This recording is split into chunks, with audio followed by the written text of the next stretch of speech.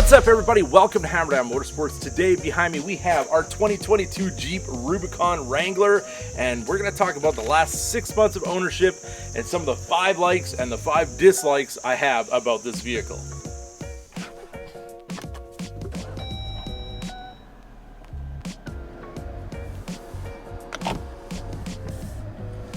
So cruising down the back roads, I mean, the handling of this thing is awesome. It's a solid front axle, so you definitely have a little bit more steering input and you kind of have a little bit more road reverberations going into the cabin, to your steering wheel and all of that, but that's to be expected with a Jeep, and you kind of just accept these things. It's not really a big deal. You get used to it very quickly, and just the way everything's laid out in the cabin, it is a very, very nice package. And honestly, I think the JL is so much better than any other Jeep that I've ever driven, and it's the complete package for me. I couldn't be more happy with the way that this thing turned out. So we've only been driving for probably about maybe less than 5 minutes, and this is the second Wrangler I've seen today. So we're all kind of in the same club, it seems, when you buy one of these, and it's a good place to be. You drive by other Wranglers, they wave to you, and it's just a very fun atmosphere to be part of the Wrangler crew, in my opinion. And honestly, I never really thought I was ever going to be back into Jeeps, but this one just kind of happened, and we got the two-door, and yeah, I've said enough about the two-door, but I absolutely love the two-door. The short wheelbase, there's just nothing like it. It just feels like that Jeep that you always thought about, and it's just fun. It's fun. Jeep is fun. That's definitely the best way I can put it. And as you guys know, if you probably know, I did order a Bronco back in the day because, well, obviously I was not happy with my previous Jeep. So I was like, well, I'm not going to get another Jeep. I'm going to get this Bronco because I still like the body style. I still like the off-roady capabilities. But then the whole dumpster fire of the Bronco launch, and I ended up getting a Jeep after all. And I couldn't say that I regret not getting the Bronco at all. I really think that there is some issues with that they need to iron out. It looks like a very nice platform, but I think I'm going to stick with my Jeep. So let's start with my first like about my Jeep, and that is just the whole dash setup, the way everything is. All the buttons are where you want them, other than just the kind of, well, the little knobs on here. I find sometimes when I go to hit the start stop button, I might bump it with my finger and turn the radio volume up. That has happened quite a bit. So just the little bumps on here is the only real issue I've ever had, but the screen is a nice size. The dash looks great. The gauges are nice. Everything is where you want it. It looks classic, yet modern and functional, and I absolutely love it. And if you're looking for one of the best accessories, it is the ProClip USA phone mount. You put your phone in here, you plug it in your cord, and you have everything right in front of you, and you can turn it sideways, and it's just awesome. I just had to say that because we are talking about the dash area, and I've used this thing pretty near every time I've driven the Jeep, and yeah, it's definitely a must-have for any Jeep owner. And that brings me to our first dislike, and that would be this key fob. I mean, I don't mind that it's kind of big and clunky. It's not really a big deal. I mean, it fits in your pocket pretty well. The buttons don't really get hit like the Ram ones do. Like sometimes I'll end up hitting buttons with a key in my pocket for my Ram. This one has the little switchblade key. That is my problem with this setup, because a lot of times in your pocket, this button gets pushed and then the key comes out. So on mine, I have a push to start, and it does have the little sensor. When you grab the door handle, then it unlocks the car. So you don't really need the key for anything ever. So it's just kind of something that's always there. Hot rod. It's just something that's always kind of there and getting popped out in your pocket. So it would be nice if they just had a key that was maybe inside the key fob or something like that, that wasn't exactly this setup. I mean, I'm not really a big fan of the switchblade. It's kind of a gimmick, and it becomes more of a problem than anything else. So my second like is going to be just the styling of this Jeep. I mean, I like the color combination. I like what they did with the grille to kind of improve it. I like the little accents around the headlights. I like just the whole way the Jeep looks. There's really not a whole lot I would do to the exterior.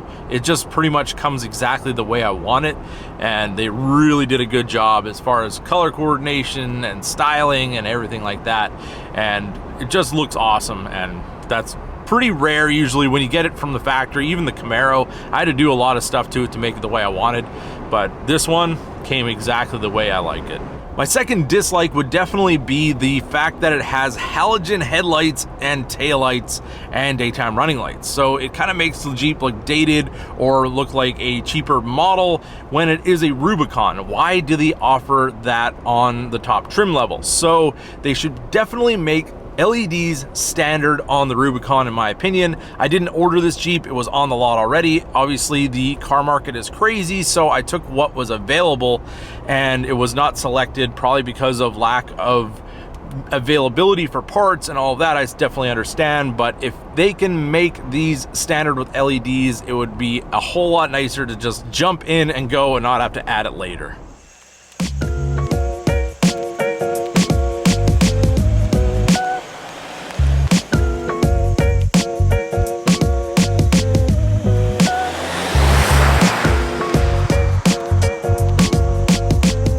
My third like would have to be the Jeep size. I mean, obviously, check this thing out. This is basically the length of a compact car. It's so easy to park, so easy to drive. It's just the perfect little daily driver that's so capable off-road. As you guys saw in the beginning, climbed up that hill, no problem. That was two-wheel drive, no lockers.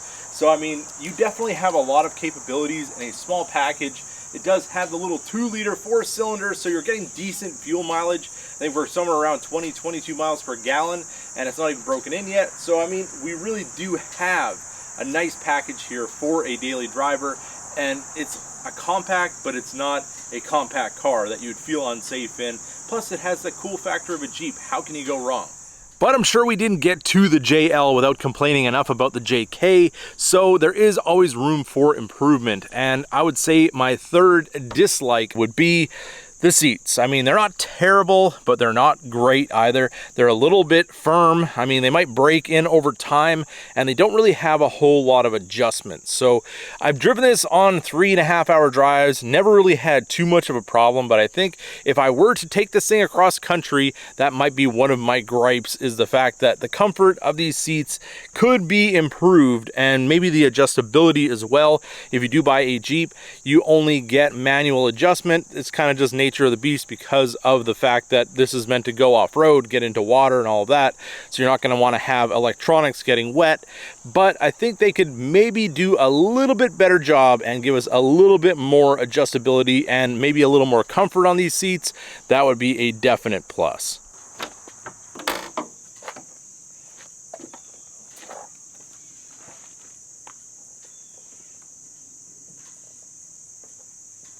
I still think it's cool that you can still do that. I mean, how cool is that? That's just like the old school Jeep. So my fourth like about my Jeep Wrangler Rubicon, and I hope this never changes, is the fact that it does have the little 2-liter 4-cylinder engine with the snail right there. We got a little turbo, noises, action, all of that. I love the sound of a turbo. I like blow-off valves and all of that, obviously being a big car guy. So when driving around in my Jeep, which really isn't a performance vehicle, you kind of get that little bit of performance feel. You get those sounds and you kind of get exhilarated, at least in my opinion. And not to mention, this thing is no slouch whatsoever compared to my 2013 with the 3.6. That one had the 6-speed transmission, which I really think hurt the performance the most. This has the 8-speed, and that probably helps us out a whole lot. I have not driven one with the 8-speed with the 3.6, but I imagine it's much improved from what I had. But anyways, this package, the 2-liter with the 8-speed, is no slouch whatsoever. You can punch this thing and it goes down the road like you'd want it to, and I have no complaints about power, and the fuel economy isn't that bad either. So now that brings me to my fourth dislike about the Jeep Wrangler. Now, in the two-door, we do have the back seat, and you have about this much room, which isn't terrible. Obviously, you can fit some groceries. A lot of times when I'm getting groceries in this, I get them by myself, and then I put this seat down, push this that way, and everything rolls forward. And then you have this much room, which is actually really, really nice. My complaint is, if you're driving with the seat up in this position, it doesn't lock. So it's just kind of flopping around. So when you hit the brakes or hit the gas or whatever, this can do this at will. So I mean, if there was a way that they could lock this in, maybe have a release here to keep this from flopping around, That would be a whole lot better situation, but it's just one of those things that I noticed.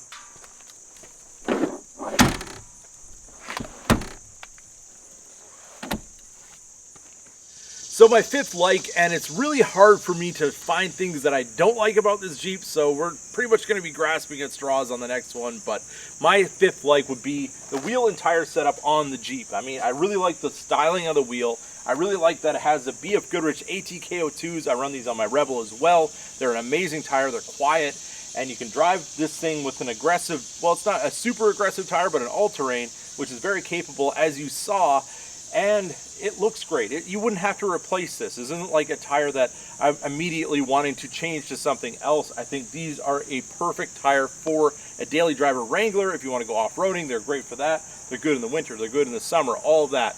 I'm just very happy that it does have my tire of choice on the Jeep right from the factory. Now this one even took me a few minutes to kind of even think about what I would dislike about the Jeep at this point in the game, and that is our levers. They're kind of flimsy, they're plasticky, and they have like a seam in the back. They really kind of feel cheap. So if they could make these a little nicer, I mean, this one's it's kind of pretty much the same. I mean, these two levers, I would say, don't feel very confidence inspiring. They're kind of floppy, and they're just, yeah, they're whatever. They're very parts bin-esque, and I think they could improve on that. So it's kind of just one of those things where you feel something in your hand and you feel whether it's got a solid feel to it or a quality feel. And this, for me, every time I hit the signal light, I'm kind of like, you know, this kind of feels like a very base model car would have. So, I mean, I think if we had to improve something, this would be on my list. Also, I'm going to throw this in as a bonus, and it is the window controls being in the middle. And I get this is a classic Jeep thing, but when the doors are off, you don't need the window switches anyway. So, I mean, if you did put them on the door, I mean, it's just something to get used to if you are getting into a Jeep, is trying to find the window switch when you're in a hurry and you're used to it being on the door. They are in the middle. So, I mean, maybe people don't want to get rid of that because of the nostalgia, but it is something that I've had to think twice about, I guess. I'm going for the door, and then I'm like, oh yeah, it's in the middle, and I got to hit the button at the drive-thru or whatever. But that's just one of those things. I mean, I don't know whether we need to have these here anymore or not, but drop in the comments. What do you guys think? So there it is, everybody. My 5 likes, my 5 dislikes about my 2022 Jeep Rubicon Wrangler. Absolutely love this thing. I really think we're going to have this for a very long time. And if I were to get rid of this one, I would probably go get another one. And that's something to be said about Jeep. They're definitely doing their job. My buying experience was very good. The salesperson was great. This finance people got us in and out of the door, no problem whatsoever. It was actually very painless and shorter than what I normally expected with buying a vehicle. And also, the service has been great as well. I went to another dealership that I didn't even buy it from. They do give you 3 free oil changes, 3 free tire rotations when you first buy your Jeep Wrangler, at least currently they do. And it was a free oil change, 30 minutes in and out the door. They made sure to call me a day later to make sure I was satisfied with the service. All of that, I felt like they cared, and that's something that we're really missing in the dealership market right now, especially with some of the higher brands, but we'll talk about that in another video. And if you made it to this point in the video, drop Jeep Life in the comments below, or whatever you'd like to say, so I can interact with you guys there. But with that being said, I hope you guys enjoyed this video. If you did, don't forget to give it a big thumbs up. If you're new to the channel, hit that subscribe button, and as always, keep that hammer down.